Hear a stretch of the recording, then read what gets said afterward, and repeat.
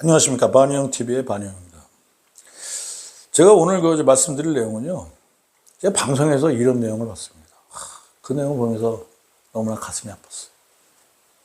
야, 도대체 우리의 젊은이들은 왜 이런 생각을 하는가? 그 내용에 대해서 오늘 말씀을 갖다 올리고자 합니다. 그 방송에서 한 젊은이가 나왔어요. 뭐라고 얘기하냐면, 우리 부모는 흙수저였다. 흙수저입니다. 그리고 나도 부모 밑에서 흙수저로 태어났다. 그래서 나는 지금도 못 산다. 부모가 흙수저니까 그 흙수저를 나는 물려받았고 나는 지금 흙수저로 살고 있다. 그래서 나는 자녀를 낳지 않겠다. 왜냐하면 내 자식에게 흙수저를 물려주기 싫다. 이런 표현을 갖다 제가 드렸어요.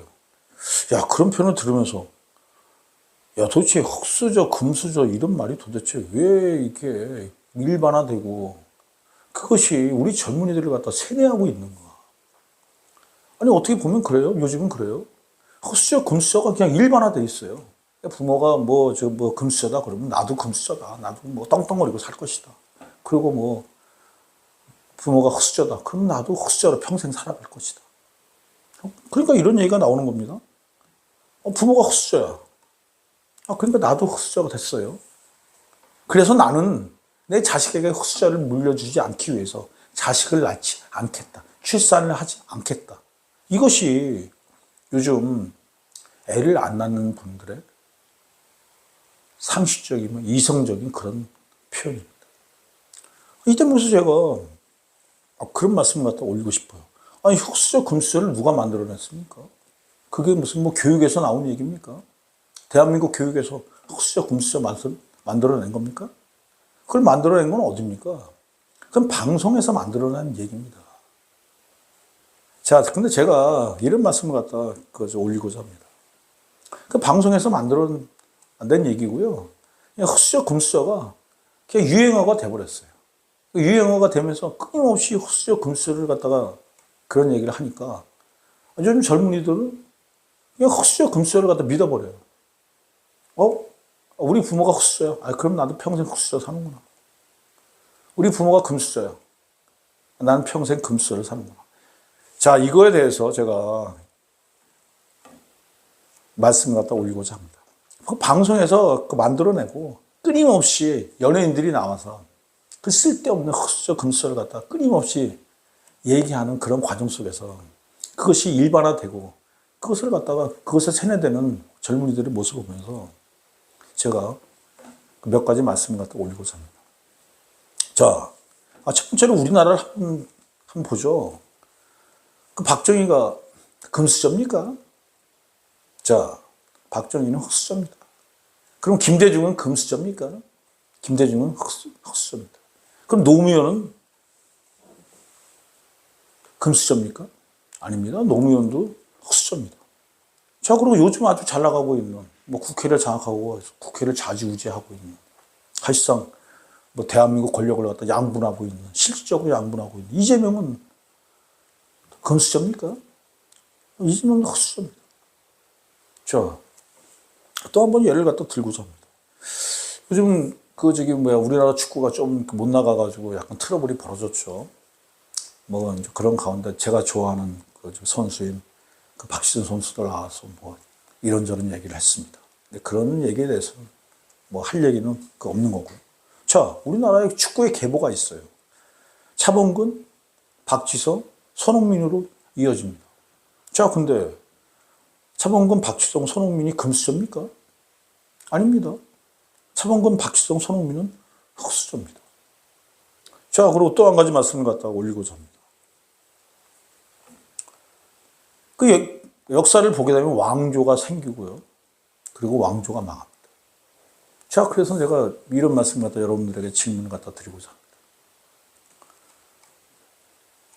뭐 조선을 갖다가 한번 예를 갖다 들면 왕이 있으면 세자를 만들죠. 그 세자가 어떤 교육을 받고 어떤 대접을 받습니까? 조선시대에서 가장 존귀한 대접을 받고 그보다 더한 대접과 처우를 교육을 받는 사람은 조선시대에 존재하지 않습니다. 그럼에도 불구하고 형편없는 왕들이 많이 등장하는 것이 조선시대입니다. 그리고 결국은 조선시대 조선이 망했죠. 자, 그리고 중국을 한번 보면은 중국의 예를 들어서 명나라를 갖다 예를 들게 되면 명나라는 우리는 세자라는 표현을 쓰지만 그쪽은 태자라는 표현을 씁니다. 태자는 중국에서 가장 존귀한 존재입니다. 가장 엄청난 교육을 받고 자, 그러니까 쉽게 얘기하자면 뭐 다이아몬드 수저죠. 다이아몬드 수저. 뭐 그 이상이 없으니까.